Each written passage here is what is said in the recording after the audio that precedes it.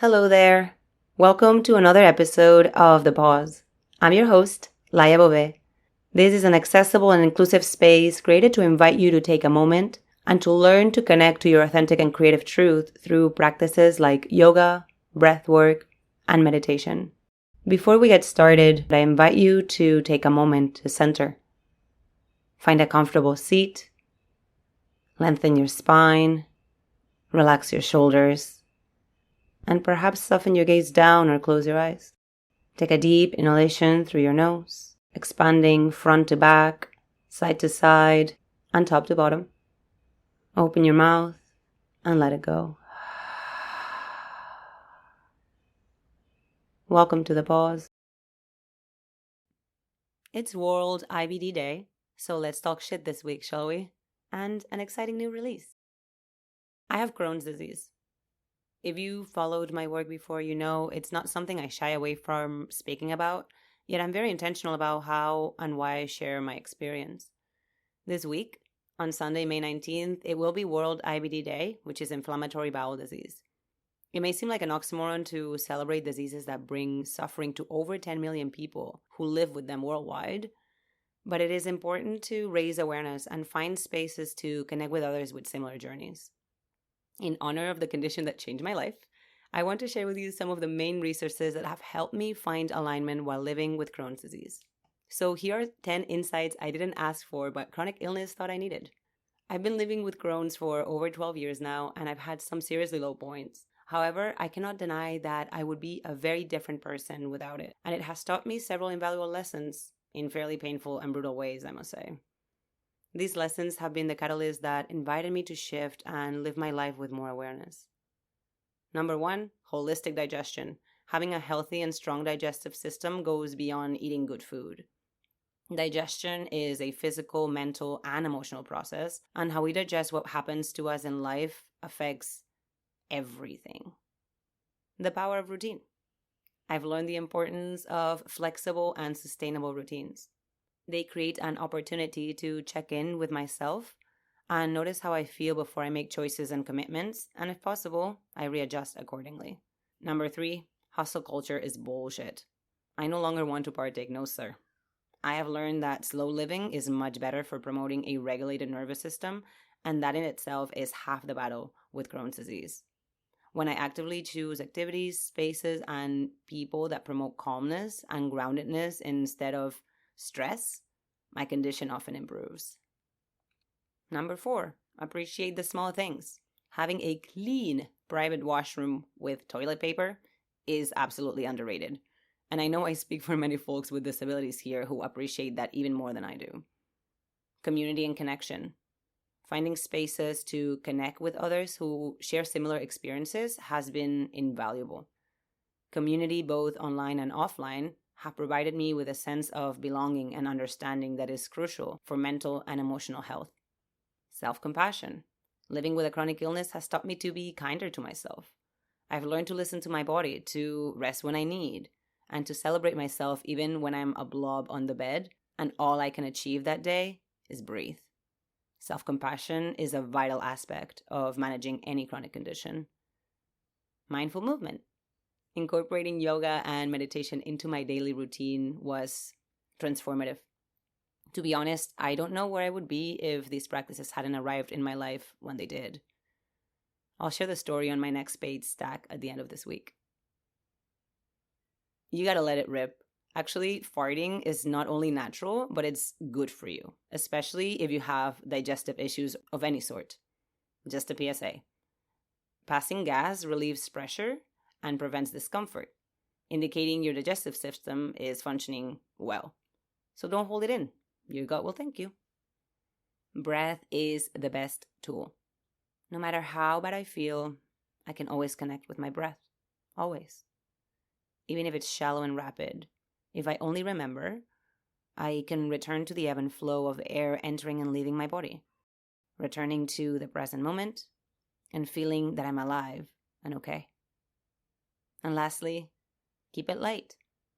Yes, chronic illness can be difficult, especially when in a flare. That is why I try to remind myself to not take anything too seriously and to find spaces for lightness and fun daily. introducing the Living Well conversation series. I love chatting with people and getting to know them. What brings them joy, what lights their souls on fire. I learned so much. After losing my main writing gig a couple of months back, thank you AI, I have had a lot more space to dedicate to some projects that had been on the back burner, and I'm now able to bring to life. Hello, creativity. I'm stoked to share with you the first episode of a series of conversations with some of my favorite people on the planet. Folks who have inspired me to learn and grow, and who have been an important part of my journey, whether they were aware of it or not. Some of my guests are yoga teachers, others are parents, educators, baristas, you name it. What they do for a living is not what matters in these conversations, though. We'll talk about health, wellness, and of course, a little bit about yoga. We will dive deep into how we keep ourselves engaged in life and connected to others while honoring our space, our time, and our authenticity in a raw, relaxed, and welcoming space. Living well with Crohn's disease. So what better way to kick off the series than to chat with Valerie Maimoni, a fellow crony who has so much wisdom and knowledge to share about how to live a good, full life while managing a condition she's had for over 20 years. I invite you to grab a cup of tea or coffee and listen in on this conversation and share any insights or inspiration you may have drawn from Valerie's honest and raw testimony. For the video version of this episode, upgrade to paid subscription of The Pause and you will get the early access directly to your inbox this Friday. Valerie and I put a lot of love into this episode and we truly hope that you'll enjoy it.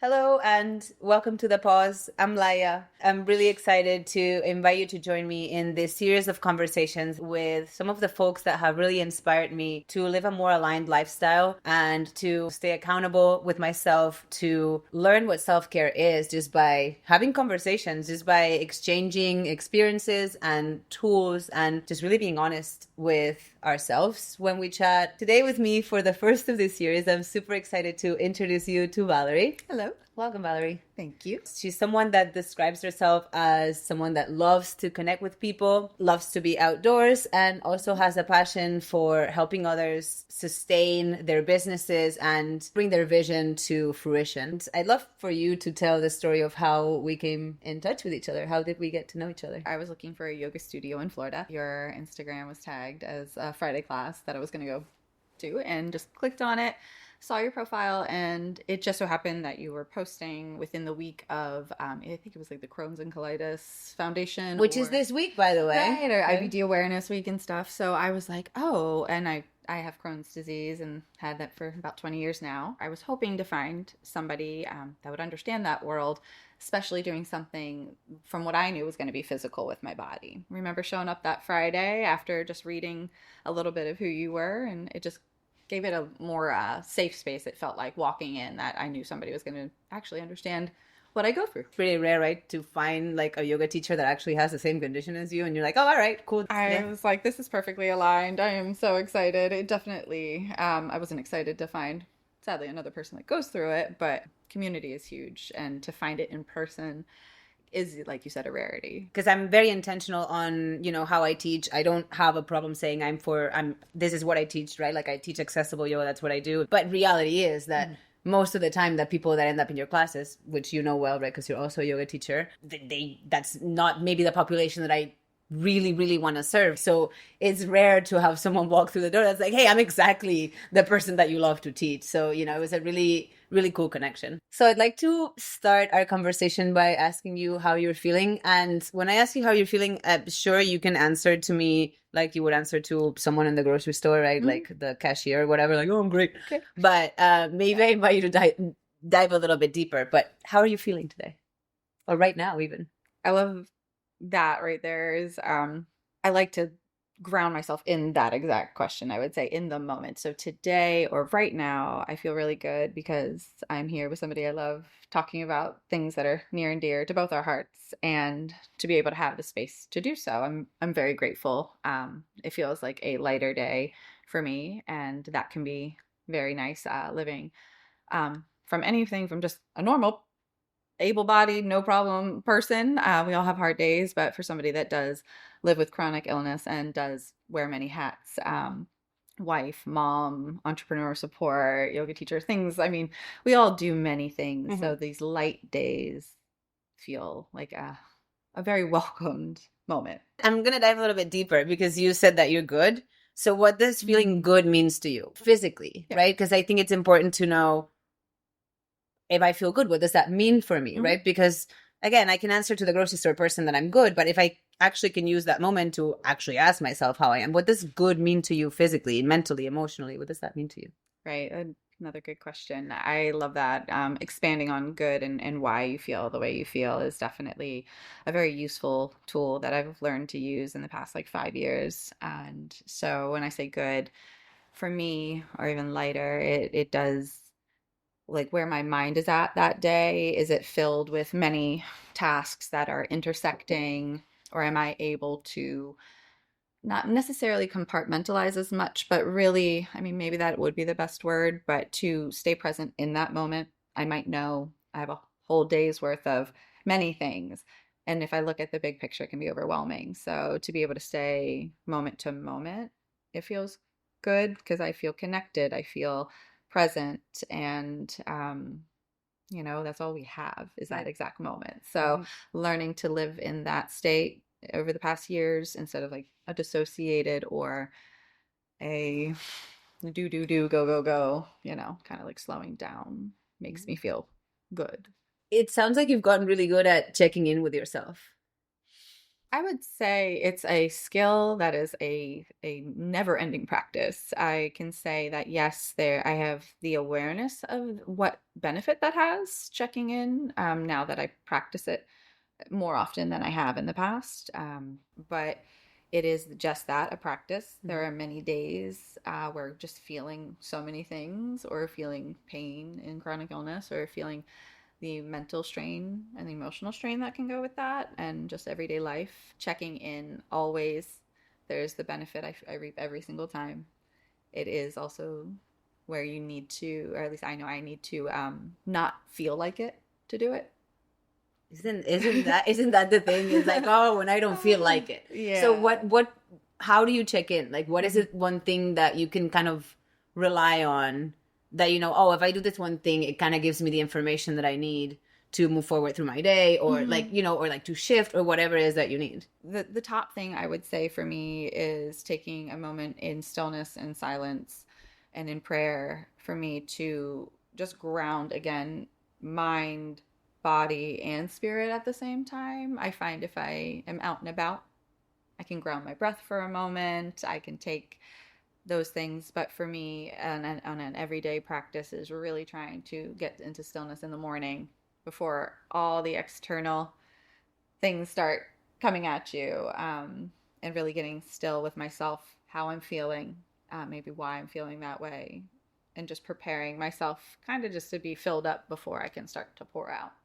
I think that's the important thing, right? I think just knowing that no matter where you're starting from, if you know where you're starting from, I think it's much easier to choose where you're gonna create space, right? Where you're gonna chill, or where you're like, oh, actually today I feel energized and I feel Mm-hmm. whatever, mentally, physically, emotionally, spiritually. Mm-hmm. I have space and capacity for this. I have Mm-hmm. space and capacity for that. I think a lot of times when people just go, Yeah.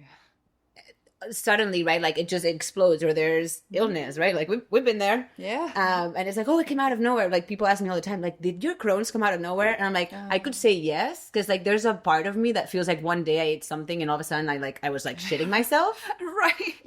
but that's not the truth. Like if I No, go it's if I go progression. back, Yeah. I'm like, as a teenager, Mm-hmm. I already had like this level of stress, and I just didn't, I didn't know how to Right.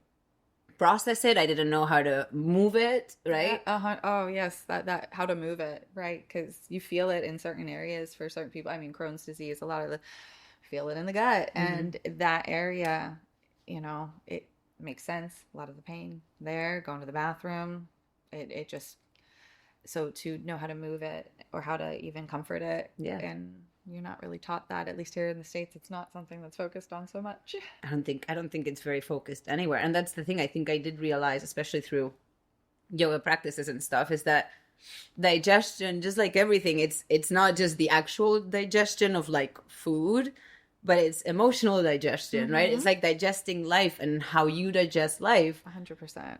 affects your experience, Yeah. right? And so I think that is one of, I don't know, blessings of Crohn's, is that it's helped me not only learn what I can eat, when I can eat it, how I can eat it, but also like when to pause, when to be like, you know what, I don't have the capacity for this, I'm out. Know Walk your away limits. from a situation, Yeah. or take a break or whatever, other than end up in the hospital. The self-awareness to know your limits is key in chronic illness too. You know, can't continue always to push through or show up in the ways that, you know, some people that don't walk through some of the symptoms and things would naturally do.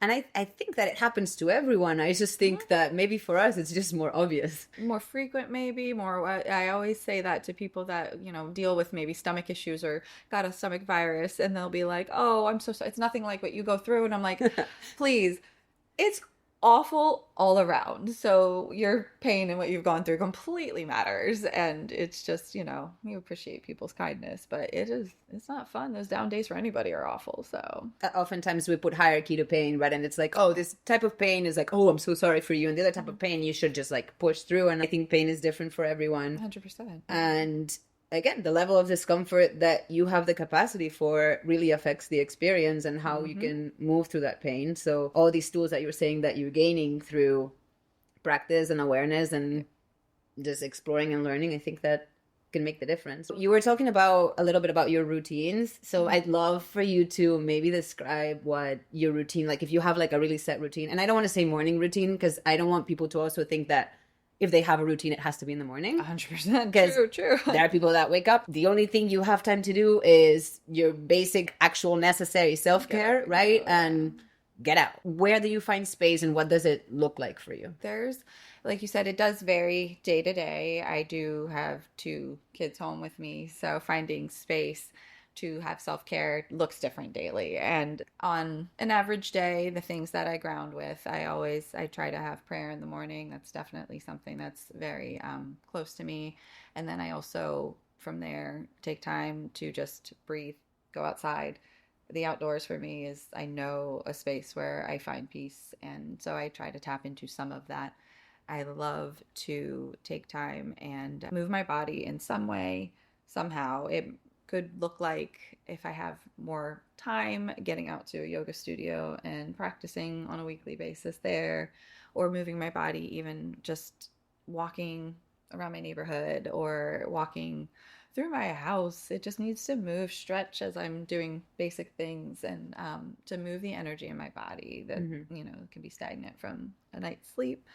Or even during the day, if I find tasks and things, or even if I notice a moment of anxiety or overwhelm, it's a lot of noise and things going on constantly, I will take time. I will communicate to others I'm taking a set amount of time, and if I can breathe, or if I go read a book that I like, or listen to some music and taking time. It just is finding little joys in life that I know are those things that, hey, even on bad days, stressful days, I know these things are gonna lighten the mood. You know what I love about that is that it does sound like you have a solid routine. That, yeah, probably maybe your mornings kind of sort of, the pieces of them look the same. But what I love is that you said so many different little things.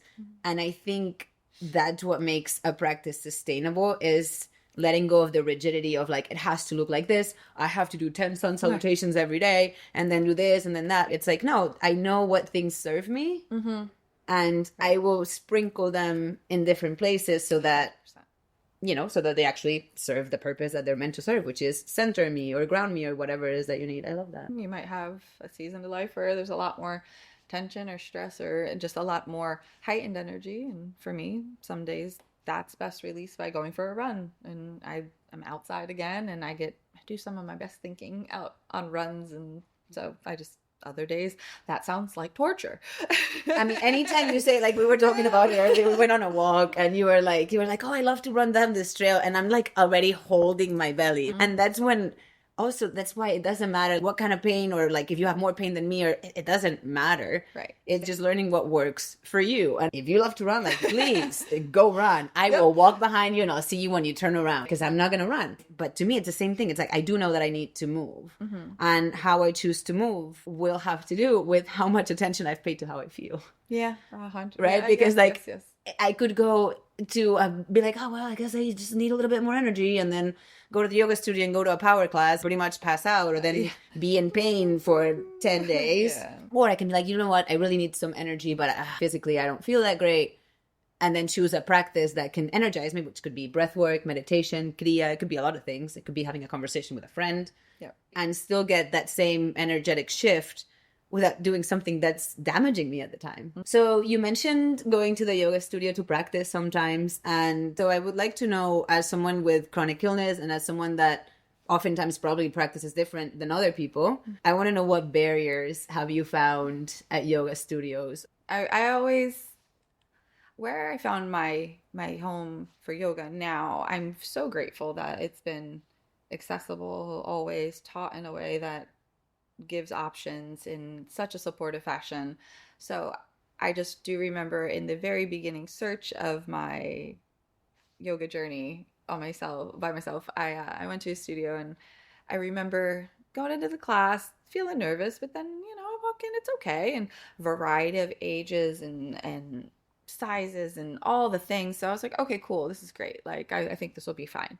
I get my mat out, everybody starts, the practice is being led, and you get that like, oh wow, you look like you could do this here, and from the instructor. And it was I think, I'm trying to go back to the pose. I think it was a shoulder stand, or being able to go up into one. And me being new to yoga and a recovering people pleaser, and being called out, and everything was just new. So mind is just like, okay, maybe I can, or maybe they're just encouraging. I love to encourage people to go for things. So I go along, and I putting my body into a position and listening to what they're saying, and it's not very comfortable, and it's a little, I just think I got in my own way and just kept doing it instead of coming out and just saying, no, I'm good.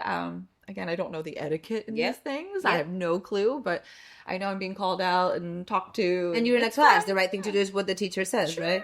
Yeah, there's a level of trust you hope for, of like that they are aware of how they're instructing or whatever. But in the end, I was fine. I got out of it. I do have an ileostomy, so for me to be doing something now in hindsight as an instructor, learning about what muscles and different things are used, it's not that they didn't know, but, or that they need, like, it was, I'm not going to necessarily disclose that in the middle of my first class, but in the end, accessible yoga to me would mean teaching it in a way that, without even knowing that, like, I'm just going to be like careful or aware to know that there could be something invisible that I don't see. And just saying somebody looks in shape or able-bodied to do something, there's so many more mental layers, emotional layers, like physical layers that you don't know. And to not know somebody and to go into that direction right off the bat, again, in hindsight, ooh, red flag. But otherwise, I didn't go back because and that's okay. It just didn't feel right anyway. So I'm okay with that. And I understand now, again, that people learn things differently and teach in different ways. But I'm going to find supportive ways that are safe. And it didn't feel safe. And I'm okay with that. It was a learning experience. A lot of yoga teachers would probably argue that it was your fault because you didn't disclose that. What would you say to them? What's your opinion on that? I remember there's an intake form that I do write that down. They do say, and that's something I do share, because that's, I think, a very useful thing body-wise, to tell somebody that's going to help you move your body no. So I could refer back to that. So if it was brought up, I would definitely be like, I'm not going to say that in the middle of a class. I don't necessarily think disclosing medical stuff of personal nature, where there's going to be no real conversation that we can have safely, in the middle of a group class to keep it moving. So it wouldn't have been the time. So I don't. Honestly, I never ask anyone. The only reason I knew about your case is because you showed up and you told me. Like, That's the only. I'm like, if you give me the information because you want to, I'll take it. But when I think about it, I'm a yoga teacher. Like, I do have knowledge about anatomy. I was a professional athlete, so there's things that I know about the physical body. I also have the same illness as you, so maybe I have like an inkling of something. And at the same time, how is that going to make a difference if it's the 17th class that you've come to? Then I think when you build a container, teacher, student, or whatever, right? Then when there's the trust, Right. maybe there is a point to that. If I've seen your practice for long enough, right, and we've practiced together for long enough, then maybe there's a point and you'll be like, hey, by the way, I've got this going on. When I go to yoga class and the first thing the teacher says is, doesn't know my name, doesn't know anybody's name. There's like 50 fucking people in there. And they say something in the lines of like, if anybody has anything going on, just please get me the fuck out.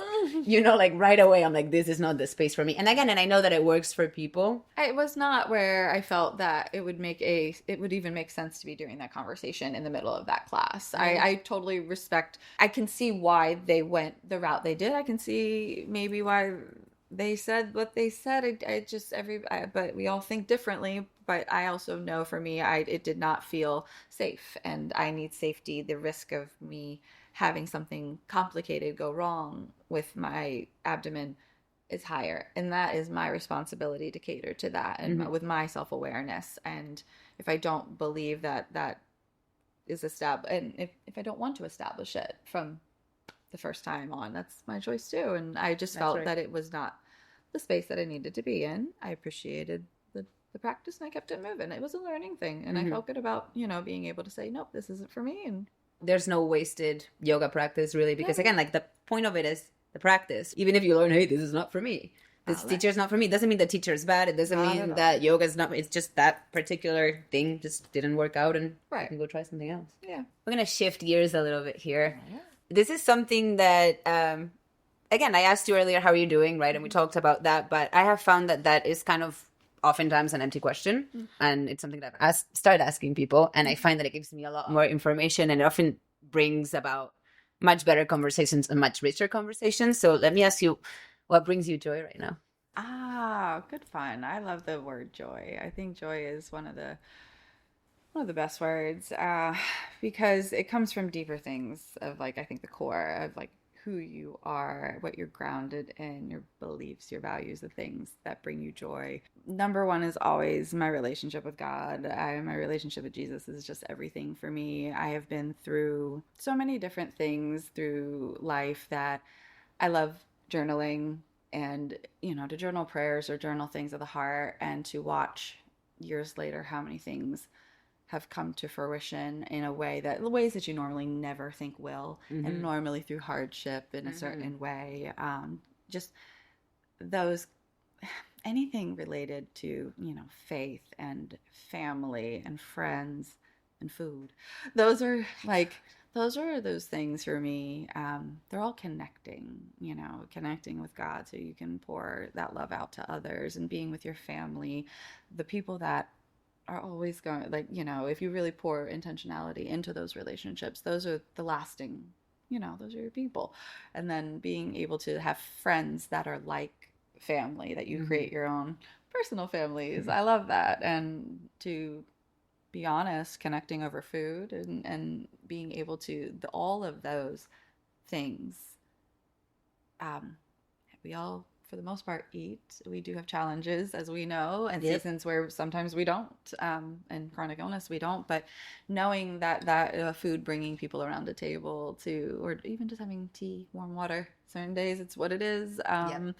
It's something that I love. It's like a glue that just brings people together, and I love hearing about people's stories. So getting together with people I love, sharing like deep things, and having light moments of just being outside, going on bike rides, walks with friends, getting, unfortunately, very overpriced coffees. I do love them, but so that brings me joy. These little things, listening to bird songs is something that always so great. Taking time to breathe and connect and through yoga has been a great thing that brings a lot of joy when I'm very much being intentional on the practice, whether it's just, meditation, breath work. It could be anything. It could be asana one day. It could be all sorts of just taking time for the little moments. The slowing down brings me joy recently, and being able to not overdo my schedule, but really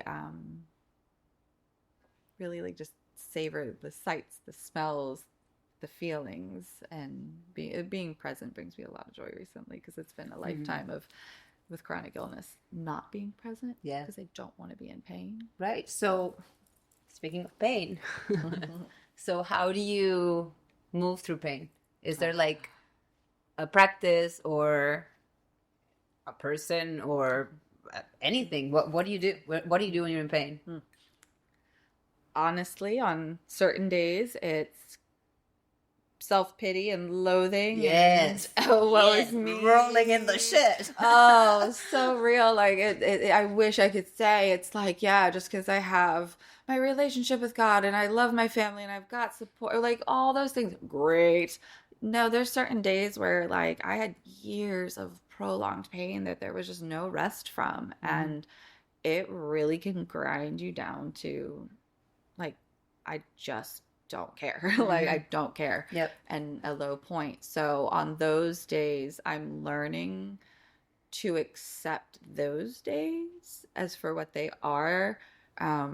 I hate that, like, oh, tomorrow might be better. And, like, that doesn't help when you're in the thick of it. Now. Like, yeah. And I said I was going to be present. So how do I do that? How do you do that? That's the thing. Like, So now, I want to be present, but at the same time, I'm in so much pain that I want to be anywhere but here. I would say a lot of the time, because pain can, with Crohn's, I've learned, gosh, I would not wish that on anybody. Nah. It is horrific. It's absolutely horrible. And just, it doesn't just affect the gut. It affects skin, eyes. I mean, everything, head to toe. It's not fun. But I've learned to, because it can really affect my mood and the mental state, and I will, out of love, remove myself to some me time, secluding, because I don't want what I'm feeling, because I'm aware it's garbage spilling out on those that I love.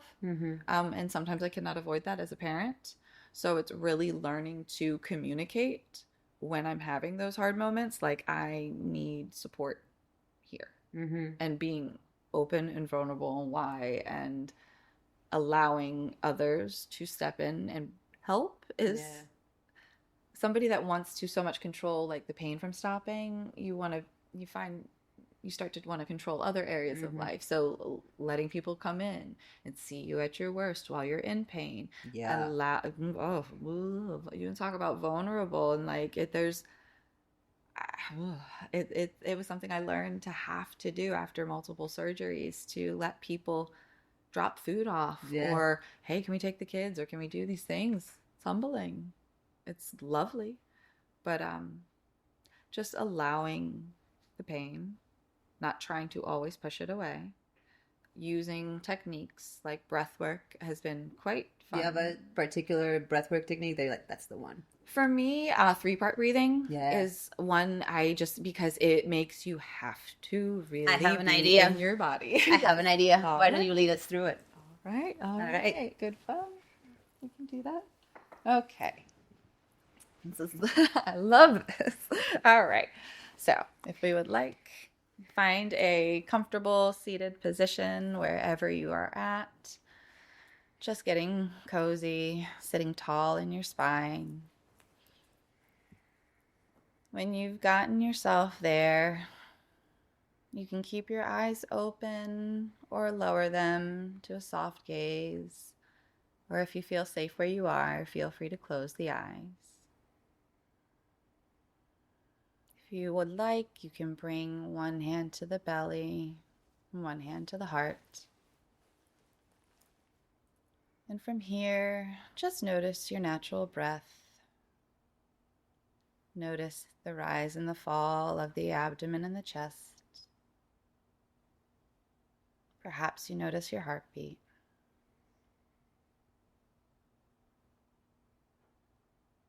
Again, remaining tall in your spine, lifting through the crown of your head, shoulders down the back, away from the ears. Start to notice and deepen your breath, inhaling slowly through the nose and exhaling slowly through the nose at a pace that suits you. With each in-breath, start to breathe by expanding the belly into that hand if it is there. Noticing the belly balloon out with the inhale, filling it up. And then when you exhale, feeling the belly button slowly draw towards your spine. Breathing like this a few times, air filling up the abdomen. Exhale, relax.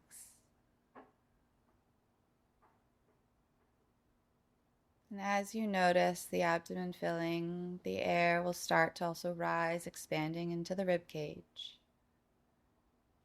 And then envisioning the air leaving the body, deflating on your exhale.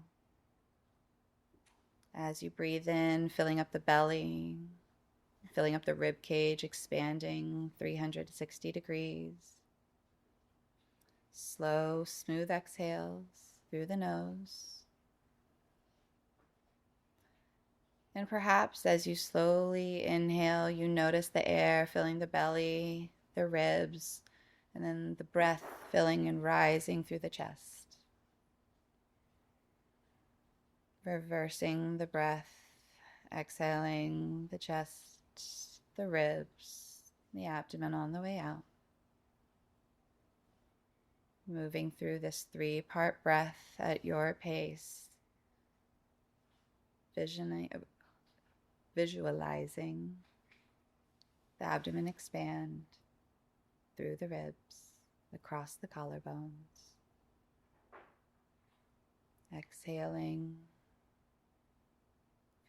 Just noticing your breath through this. If your mind's wandering, coming back, remembering belly, ribs, and chest.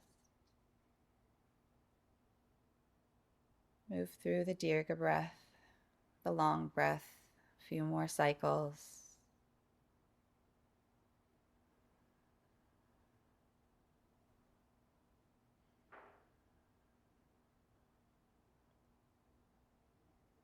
Your hands are on the chest and the abdomen. If you'd like, you can place the palms back down towards your lap. Taking a deep breath in through the nose, out through the nose or mouth. Slowly notice what you hear around you. Notice any vibrations moving through your body. Perhaps before opening the eyes, taking a moment to think of something that brings you joy. Whether it's a pet, a place, a feeling. Another deep, full breath in. And exhale. And just slowly begin to open the eyes. Do I have to? No. All right, turn. Oh, thank you. You're welcome. I really needed that more than I thought. Hey, I feel like I could have used that too, so thank you for inviting me to do that. Yeah, thank you. I'm gonna need a moment to come back, but I just find that breath work, breath is the one thing that I know that I can utilize no matter how I feel. And it's also one of the hardest things for me to tap into when I'm dysregulated. Oh my, that is the truth. I try to teach it to my child and I try to teach it to myself, and it's so innocent when you see it in a kid where I don't want to do the breathing thing. I'm like, I feel that. I don't either. But I feel like sometimes we can get so used to pain, discomfort, dysregulation that there's a fight in us. It's like, no, this is the state I'm used to. Like, I refuse to feel better. Like I want to like roll in this mud, you know, and It's when weird comfort zone makes no sense. Right, absolutely. But breath work like this, which is super simple, right? Like it's really like just think about expanding your belly, expanding your rib cage, expanding your chest. And just by doing this, right? Like it's amazing that you can self-regulate yourself, but sometimes it's getting to that point. And I believe that that's where practice comes in. Yeah. Because if we practice these things when we're chilling, first thing in the morning, no one's bothering me, blah, blah. Then when you find yourself in the state of like, I can't, maybe you have a word or you have, sometimes it's a person that will remind you, right? If you have someone that you can co-regulate with, which is fantastic, then you just need that snippet to be like, I've got the tool, right? Like I have the key to this, like just need to remember where the key is, right? Where did I hide it? Yeah, making that decision to do it. Right, and if the key's put away year round and you're just like, oh, wait, I know I have a key somewhere for this. Like it's likelihood is like, oh, well, no, breath work doesn't work, meditation doesn't work. But when it's something that just happens often and that you tap into often and you can see the benefits, then I hope that someday it'll just arise by itself. I won't even have to like find the key, you know? That's it's a lovely reference. I get the key reference very well. So yes, it's something that has to be practiced, like you said, on the days that are good. So our bodies and our minds are actually used to the benefits. We feel it, we know it, we live it. Not something that somebody's telling you, hey, why don't you try to breathe and take a deep breath for a moment? Why don't you calm down? Oh no. Oh no. Yeah, so it is like you said, a very much intentional day to day, or, you know, something that you're being intentional to practice. So you can remember, I have something that works. I know this. And it may not always work, but isn't it wonderful when it does? It is. And majority of the time,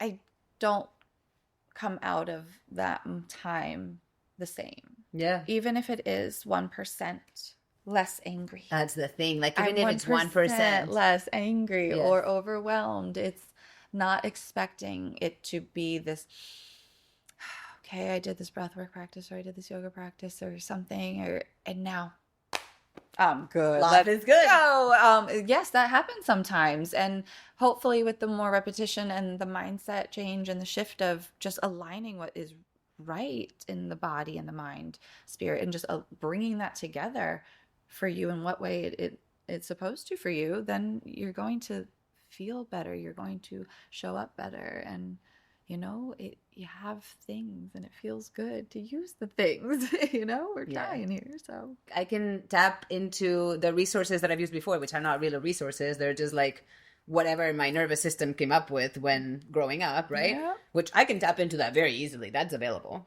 Yes. Or I can do some work that is uncomfortable. Whoever thinks that yoga and meditation all this is like comfortable and fun, be here for a minute and you'll see. Yeah. But it's like, it's when we do that uncomfortable work that it works. Yes. That's, we don't, as I've heard in many wise teachers, you don't grow in your comfort zone. You grow outside of it, obviously. Right. See, these are, and it's okay to be in comfort sometimes, right? Like we need, that's why life ebbs and flows. Like everything, if you observe nature very often.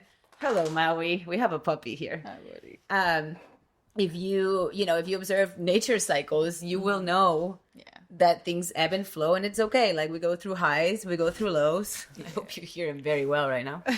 And that's okay. And it's knowing that, I can be in a low and still be somewhat okay.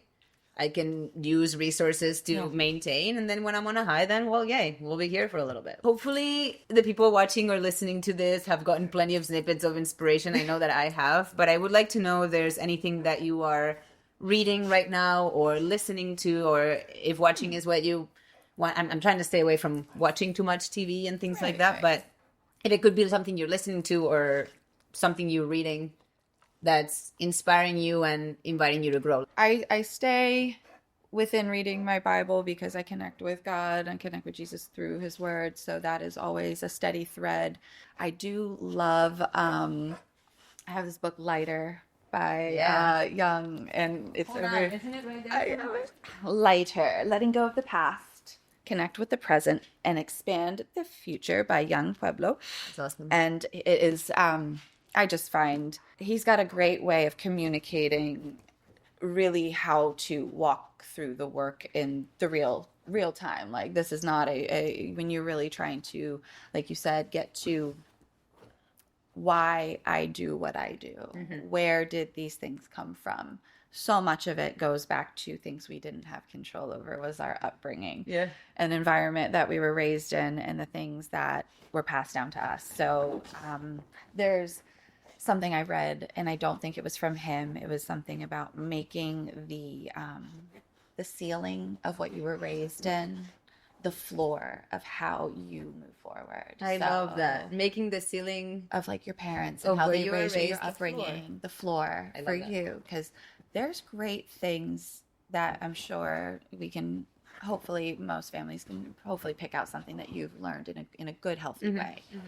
And everybody has those very unhealthy, just the family garbage, and generational traumas can be passed down. But really, he talks about in the book just very practical ways of his journey and how he worked through a lot of stuff and didn't shy away from feeling things, being honest about things. So I love this, and I chip away a couple pages at a time.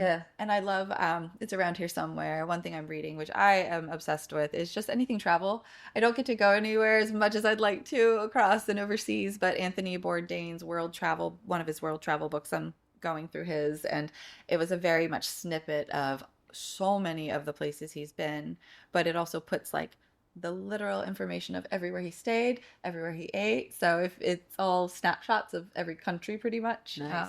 So I love that stuff too. So that's super inspiring. Yeah. So I hope to be like Drew Binsky and travel the world one day and reach every country.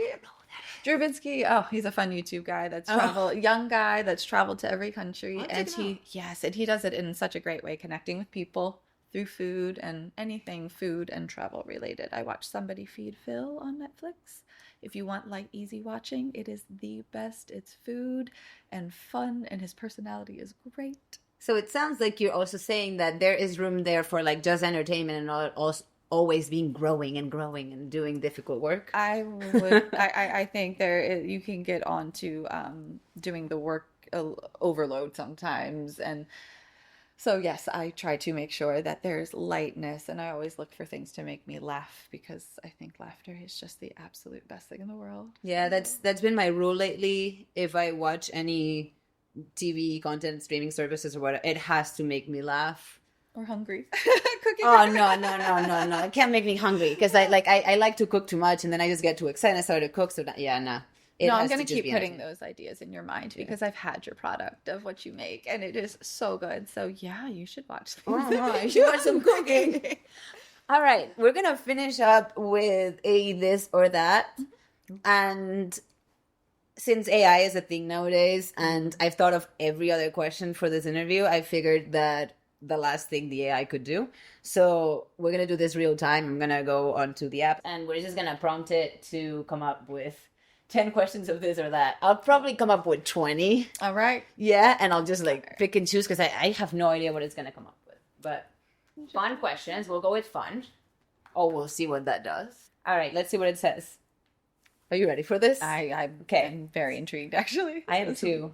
Oh, wow. Oh, some of these are good. Ooh, okay. Wow. All right. It's 20 of them, but I think we're just going to do all 20, because I think they're pretty good. And also, you can say skip. Okay. Yeah? So you either this, that, or skip. There's freedom here. I'm not restricting you. That's all I'm saying. Thank you. All right. Cool. So, you ready? I am. All right. Yoga or meditation?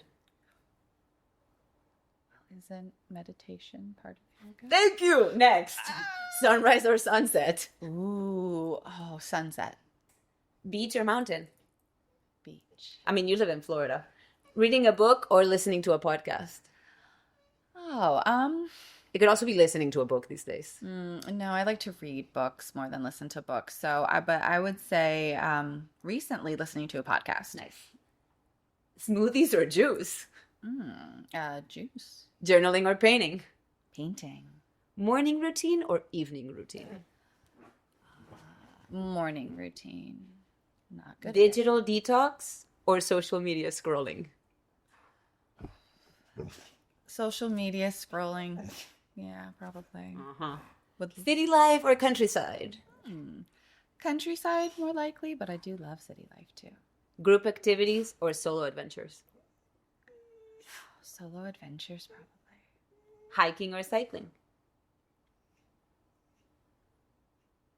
Hiking. Tea or coffee? Coffee. Cooking at home or dining out? Oh, in the stage of motherhood, dining out. Guided meditation or silent meditation? Guided meditation in the season of life. I'm out. Yeah. Planning or spontaneity? Planning. Aromatherapy or massage therapy? Massage therapy all day. I mean, no one asked about the budget, right? So it's like... I used to be a massage therapist. Oh, that's so true. Yes, I will advocate for that all day. For sure. I don't utilize that resource enough. Oh, I mean, retired massage therapist? Minimalist or maximalist? Oh, I would love to be a minimalist. I'm working on it, throwing things away day by day. Nice. Gardening or... How are these or that? But gardening or stargazing? Ooh. Aspiring gardening. Essential oils or candles? I mean, recovering candle person, moving over to essential oils recently more. Live music or a quiet night in? Live music any day. What do you think, Maui? Maui or Maui? That's the last one. Maui. Right, mister. All right. Well, this is the last of the questions. Thank you so much for playing the this or that. That was interesting. I'll be doing that on every one of these conversations. Get a whole new set of them. Anyways, thank you so much for joining us. I hope that you've enjoyed this conversation with Valerie, and I look forward to seeing your comments. Anything that has inspired you, we would love to hear from you. And as always, you can connect with me in any of the social platforms or shoot me an email if you have any questions. If you have Crohn's, colitis, or one of these, happy World IBD Week. Yes. Remember that you can practice with me this Sunday, May the 19th. You can find all the info in the show notes. Until we meet again, pause often, breathe deeply, and be kind, especially to yourself. Much love.